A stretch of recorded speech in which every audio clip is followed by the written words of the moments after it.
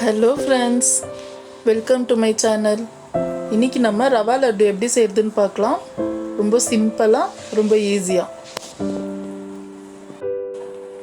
இப்போ பேனில் 3 table spoon நெய் சேர்த்துக்கலாம். முந்திரி வறுத்துக்கலாம். இது கூட திராட்சையும் சேர்த்து வறுத்துக்கலாம்.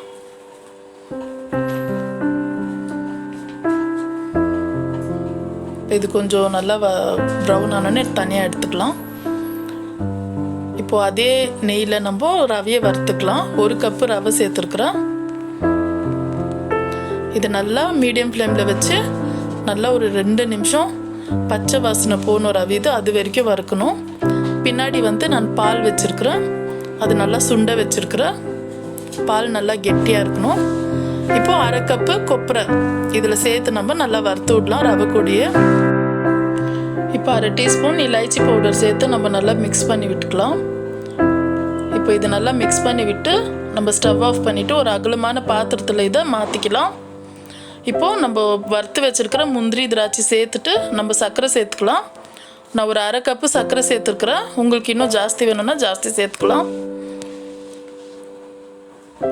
இப்போ பால் நல்லா கொதித்து சுண்ட வச்ச பாலை கொஞ்சம் கொஞ்சமாக இதில் ஊற்றி நம்ம மிக்ஸ் பண்ணி விட்டு நம்மளுக்கு கை பொறுக்கிற சூடு வந்துச்சுன்னா நம்ம உருண்டை பிடிச்சிக்கலாம்.